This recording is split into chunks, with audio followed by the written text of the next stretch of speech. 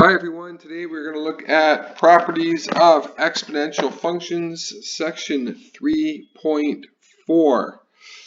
So we have written here that exponential functions are of the form y equals a times b to the x. You can add a c on there, but for what we're doing now, just a times b to the x is good. What makes this an exponential function is the exponent is now a variable, the variable x. Okay, that's something new to us.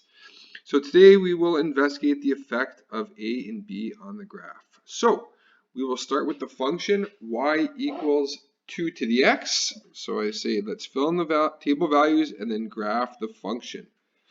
All right, so first one, plug in, so we get 2 to the negative 3. Okay, and remember that's 1 over 2 to the 3, which is 1 over 8. 2 to the negative 2 is 1 over 4. 2 to the negative 1 is 1 half. 2 to the 0 is 1. 2 to the 1 is 2. 2 to the 2 is 4. 2 to the 3 is 8. Now this other column here with the triangle y, this is your first differences. That this triangle means change. Okay, this is your first differences. Okay, and so to get the first differences, all we do is we subtract y values. You always go the one below minus the one above. So the first one starts with nothing. Next one, we have 1/4 minus 1/8. So if we change this, we get 2/8 minus 1/8 is 1/8. We have 1 half minus 1/4, so that becomes 2 over 4 minus 1 over 4, which is 1 over 4. 1 minus a half is a half, and you might start seeing the pattern here. This one is going to be 2 minus 1 is 1, 4 minus 2 is 2, and 8 minus 4 is 4. All right, so to graph it, we don't graph the first differences. We're just going to talk about that in a few minutes. So we're going to graph it. So we have negative 3 and 1/8.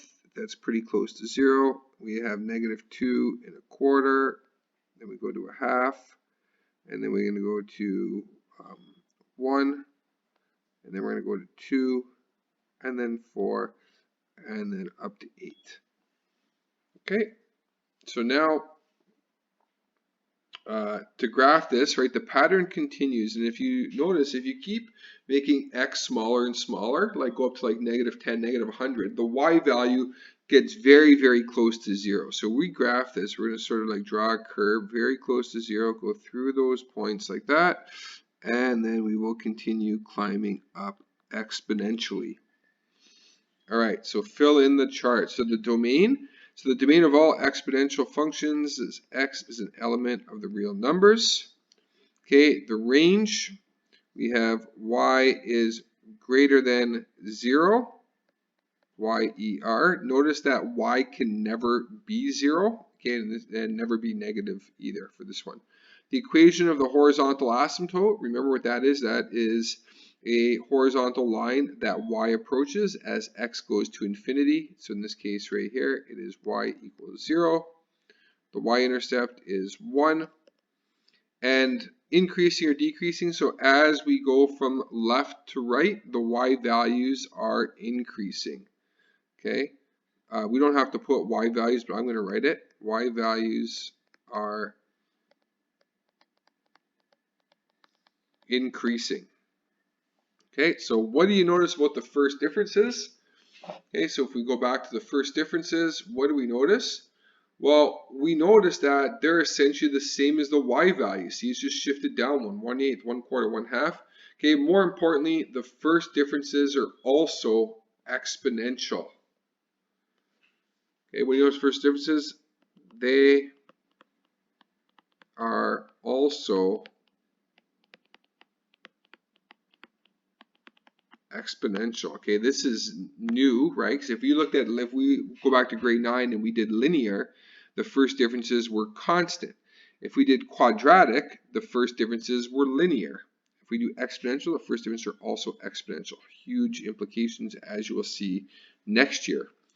All right, so number 2, the difference here is now we have a base less than 1, so it's 1/2 to the x. Okay, so if we plug in negative 3, we're going to have 1/2 to negative 3, which recall each number gets to the negative 3, and then they flip. So this is 8, that's 4, 2, 1, 1/2, 1/4, and 1/8. Okay, and the difference is 4 minus 8, negative 4, negative 2, negative 1, negative 1/2, negative 1/4, negative 1/8. Okay, let's graph them. Negative 3 into 8 is up here. Negative 2 and 4. Negative 1 and 2. Then 1, 1/2, 1/4, 1/8. Right, and we look like,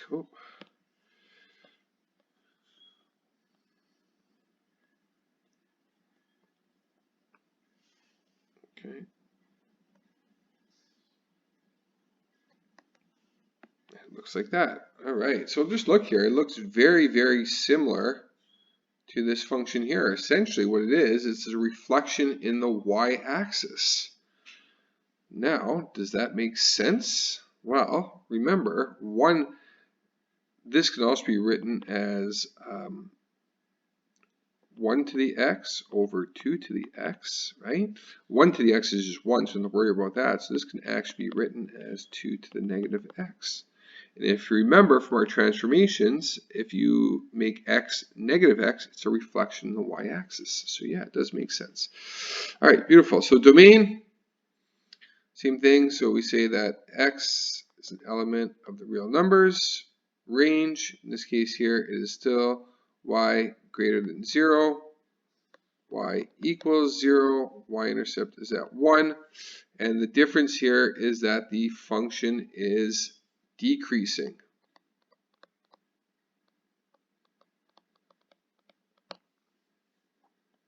Okay, so I'll put a couple notes here. So the generic form, we already said this is a times b to the x. Now I said here that if x equals 0, so right here we're 0, then y is equal to a times b to the 0. Anything to the 0 is 1, so we have a times 1, which is just a. Therefore, a is the value of the y-intercept. I said this is useful when determining equations from tables and graphs which do below. Also, if b is between 0 and 1,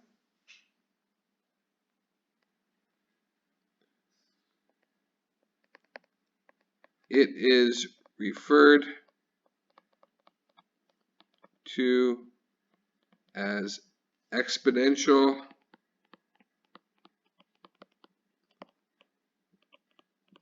decay. All right. Okay, and also remember that if a happens to be negative, right, that's just going to be a reflection on the x-axis. All right, so we'll talk more about that tomorrow, though. All right, so examples. So first one, sketch a graph of a function that satisfies the following conditions. So range y greater than 0, y-intercept at 3, so we'll put that there. And we have a decreasing function, so that means it's going down from left to right, and it looks something like that. And the next one, y is less than 0, y negative 2, and it's increasing. So y is always less than 0, it's increasing, so it's going to look like that. Perfect. Okay, so next one, question 2, write an exponential model equation to model the graph. So we have to identify a couple things. So first of all, we have to identify the y-intercept, and then we have to identify what the multiple is, what the ratio is between terms. Okay, so in the first one, the y-intercept is at 3, so that's our a value. So we have y is equal to, we start off with writing 3 times. Now to get our b, what we want to do there is we want to just sort of go over 1 and see what we're going up to here. So we start at 3, right? And then we go up to 6. So that means it's a multiple of 2. So it's 3 times 2 to the x. And done. That's it. Okay, next one.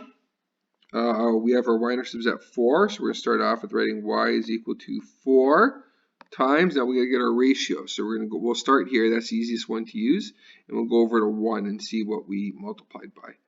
So notice that we went from 4 to 2, so that's a multiple of a half. So it's 4 times 1/2 to the x. And that is the equation. And you can make sure, you can check to make sure it's right by plugging another value. So for example, you can plug in 2 there, and you get 2, 1/2 to 2 is 1/4 times 4 is 1, and it is indeed 1. Okay, good. All right, next one. Now we're given a table. We want to figure out the equation. So we notice that across from the x0 is the y-intercept. So the equation is going to start with that. So it's going to be 4 times. And now to figure out what the b value, remember the b value is the ratio. It's what you're multiplying y by each time. So what are you multiplying by each time? So if you can't figure it out in your head, all you do is you just do the opposite and divide. So we just do like take the two numbers, doesn't matter which two, 6 divided by 4. And you get 1.5. So it's 4 times 1.5 to the x. Or you can put it in brackets if you want. And last one for today. Y is equal to -1. I'm not going to put it.